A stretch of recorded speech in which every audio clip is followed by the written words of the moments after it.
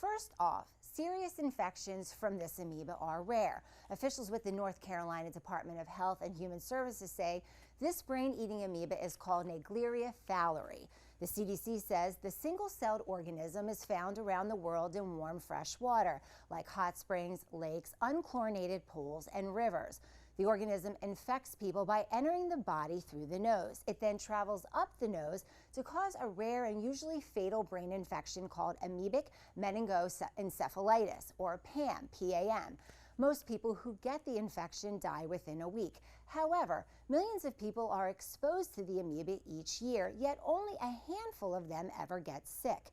Health officials don't know why some people develop infection and others don't. You cannot get infected by drinking water contaminated with Naegleria, and it cannot be spread from one person to another. Individuals can only be infected when contaminated water goes up into the nose. If you're concerned, health officials offer a few suggestions. Avoid swimming or boating in fresh water like hot springs, lakes, ponds, or rivers where the infection is more common. Keep your head out of the water while swimming. Plug your nose or use a nose clip while swimming, and be careful not to stir up sediment in shallow areas. More Friends at 5 after the break. Yeah, right. But what are some of the steps that would have led him to know that he had a heart problem that needed to be replaced? So I wanted to talk about this specifically just because there's a lot of hypothetical things kind of around in the news, and so people understand from, you know, did he have a heart attack? We don't know. Does he have heart disease? Blockage. Blockage. We don't know. To valve disease, you know, is he having coronary disease replacement, or is he having a valve replacement? So first, just to understand the basics of the heart system in itself, they're both heart disease. To be clear, they both fall under that umbrella. The heart is a system made up of chambers and with subsystems. And the main system, like the electrical system, let's just call that, it communicates, the chambers communicate with each other, just telling the heart to beat. We got the circulatory system, that part of the heart that's, you know, giving nourishment to the heart itself. Just like it provides nourishment to the body, the heart has to sustain itself. Then we have the valvular system, the valve system that we're questioning now. We have 2 valves on the left and we have 2 valves on the right. Both of their job is to keep that blood pumping forward through the lungs and then forward through the body. And then the muscular system, let's think of that as like the power system that's squeezing the heart together, propelling that blood forward. Now, talking about the diseases in question, it's perfectly normal for Mick Jagger to have any sort of heart disease, right? He's 75 years old. I really want to just show a little bit of anatomy so viewers understand like what they're actually looking at. So right here, you can see the head and the neck. So here's what, right, what we're typically looking at. And this is what looks, you know, what we look like basically on the inside. The head and neck, a pretty busy supply of arteries that are supplying oxygen to our brain. We have the 4 main ones. We have our 2 carotid arteries, and we have our vertebral arteries, and then we have our spinal artery that we cannot see here. But basically these 2 arteries are, like I said, supplying our head of oxygen. Now, the vertebral artery, which happened in this case with this gentleman, this 28-year-old gentleman.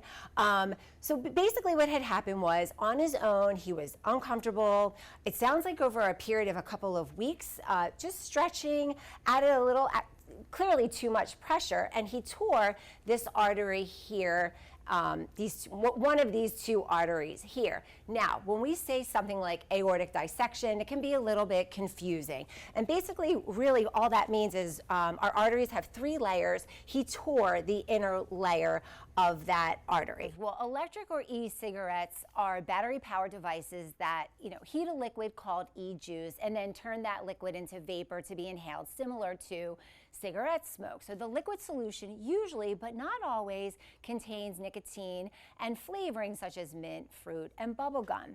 The strength of an e-cigarette is measured by the amount of nicotine of the e-liquid, and according to research, product labels do not always provide accurate information about the nicotine content. Some health experts say, besides nicotine, the liquid inside one of these devices can contain potentially harmful and toxic ingredients that can be inhaled deep into the lungs, including a substance called propylene glycol. It creates the e-cigarette's vapor. This can also be found in cosmetics, fog machines, and antifreeze. So a recent study published in the Proceedings of the National Academy of Sciences found mice exposed to e-cigarette vapor experienced DNA damage to certain organs that could increase the risk of cancer and heart disease. So there are no long-term studies on e-cigarettes, therefore there's no scientific proof that they're safe, so doctors, advise users to proceed with caution. Parents and doctors know the flu does begin circulating when kids go back to school. We've likely all heard about the suicide of Hollywood stars Robin Williams and Anthony Bourdain, and just this week, 2 more high-profile deaths, both actually mental health advocates. One was a mega-church pastor, the other was the chief of mental health services at the University of Pennsylvania. It's also even more likely each of us personally has a story to share about suicide. The CDC calls suicide a public health concern. In 2017, suicide was the cause of 47,000 deaths. That's about 1 death every 11 minutes. In fact, there were twice as many suicides as homicides in the U.S., and a recent nationwide survey found suicide was the second leading cause of death among young people ages 10 to 34.